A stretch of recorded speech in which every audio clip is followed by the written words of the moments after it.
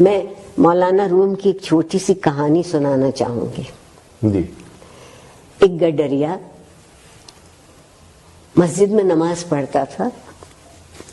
گاؤں کے امام مسجد سے اس نے پوچھا کہ سرکار، جو یہ میرے مویشی ہیں بھیڑ اور بکریاں، ان کی چراگاہ دریا کے پار ہے، ہمارے گاؤں میں کوئی ان کے خوراک کا سامان نہیں، تو میں روزانہ جاتا ہوں تو مجھے کشتی کے 2 آنے دینے پڑتے جانے کے، اور 2 آنے دینے پڑتے، تو میرے تو بہت پیسے خرچ ہو جاتے ہیں.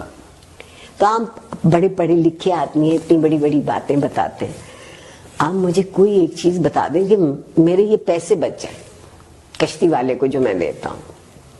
مولانا نے سوچا میں اس گڈریے کو کیا سمجھاؤں گا، اس کی سمجھ میں کیا آئے گا. کہا بسم اللہ الرحمن الرحیم کہہ کے اپنے مویشی بھی اور خود بھی دریا میں اتر جایا کر. اگلے سے اس صاحب یقین نے، یہ بنیادی میں صاحب یقین نے جو ملا نے کہا تھا اس پر اس نے بسم اللہ پڑھی، اپنا تہمت اپنی کمر سے باندھا، مویشیوں کو بھی اور خود بھی، اور دریا کے پار. آہا بے حد خوش، 2 آنے بچ گئے، میرے بچوں کا کھانا اچھا آ جائے.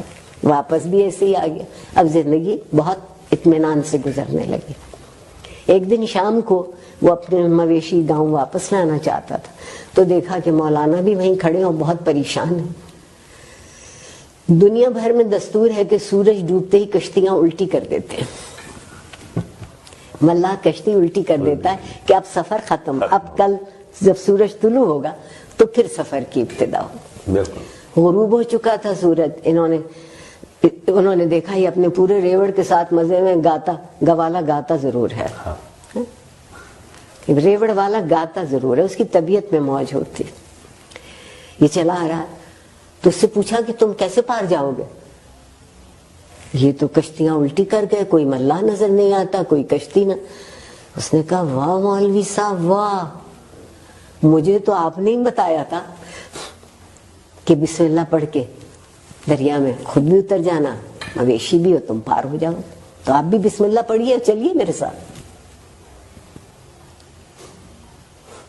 وہ چرواہا صاحب یقین تھا. بے شک یہ صرف صاحب گفتار تھے میری طرح.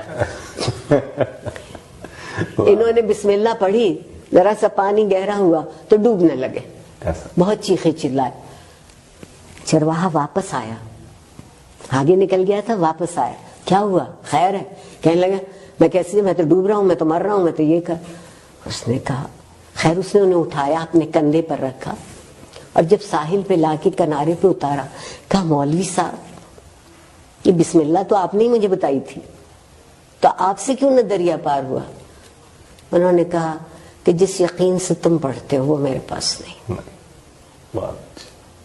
وہ یقین بہت. زندگی کی مشکل حل کرنے کے لیے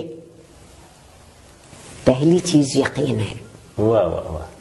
اور یقین تک پہنچنے کے لیے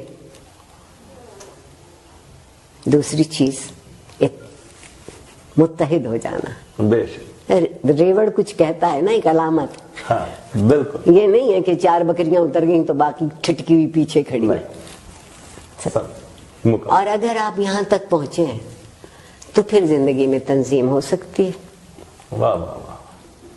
اگر آپ کبھی اکٹھے نہ ہوں، کبھی یقین پورا نہ ہو، تو آپ منظم بھی کبھی نہیں ہوں گے. بہت اچھی. جو اچھی زندگی ہے وہ منظم زندگی ہے. منظم زندگی ہے. بے شک. علم کا درجہ کوئی ہو یا نہ ہو، احساس تو جاگتا رہے. وہ تو رہنا چاہیے. تعلیم یا ایجوکیشن کہہ لوں، نالج اس وقت بنتی ہے جب آپ کے احساس میں شامل ہو جاتی ہے. بہت اچھا.